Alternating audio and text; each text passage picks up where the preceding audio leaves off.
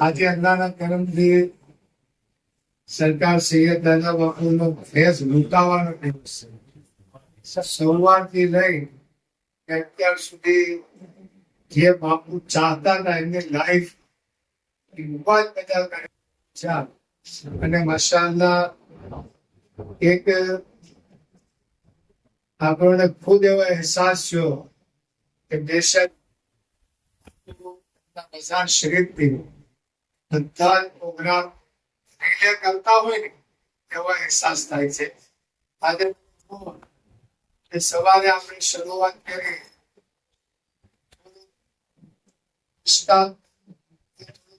બનતા વાર લાગી, પણ અલ્હમ્દુલિલ્લાહ જયારે પ્લેટફોર્મ બિલકુલ તૈયાર થઈ ગયું ત્યારે વધુમાં વધુ લોકોએ ડબ્બા લીધા.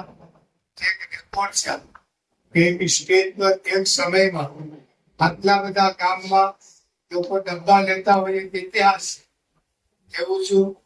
એની સાથે સાથે ઘણા લોકોએ જેમ કે મકબૂલ અને ઇમરાન એ લોકોએ દર વર્ષ કરતો આ વર્ષે પણ 25,000 નો જે આપણા આજીવન લાખ વાળા 1.25 લાખ આપવાનો.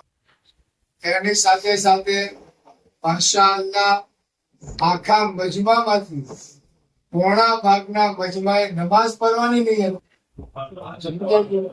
એની સાથે સાથે કેટલાય લોકોએ આજે સુન્નતે રસૂલ રાખવાની નિયત કરી, અને એની સાથે કેટલાય લોકોએ આજે પોતાને વ્યસનથી મુક્ત કરાવ્યા. સચ્ચી કોઈને કોઈ પ્રેશર નહીં, આ દાદા બાપુની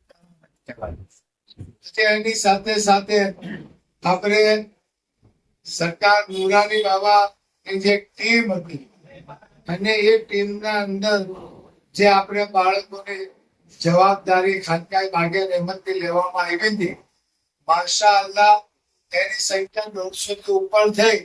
પણ આજે બી જ્યાં સુધી મને અહેસાસ છે 50% થી ઉપરનો ટાર્ગેટ આપણો આજે પૂરો સમજાઈ ગયું. એ બાપુની દુઆ લીલાભાઈ અમારા જો આ બેઠા છે એને ખરેખર બાપુની મુસ્તફાભાઈ એ બધાને બાપુની દુઆ છે. અને એ લોકો 40 વર્ષ સુધી જઈને દારૂ એનું જીવન બનાવ્યું હોય એ માણસ દારૂ કેમ મૂકે? ડોક્ટરો અચંબામાં પડી ગયા. શું ઈલાજ? એક જ ઈલાજ, દાદા બાપુની દુઆ. જો કોઈ ઈલાજ નહીં. 40 વર્ષ સુધી દારૂ પીવા વાળા અને આ મુસ્તફાભાઈ હાથ ચોકડો હતો એ દારૂ પીતા હતા તો ખરા, પણ એને લગભગ 20 થી 25 વર્ષ દારૂ વેચો. હવે પૈસા આવતા કોને વાળા? 10,000 ની આવક હતી છતાંય એ ભાઈએ દારૂનો ધંધો બંધ કરી દીધો.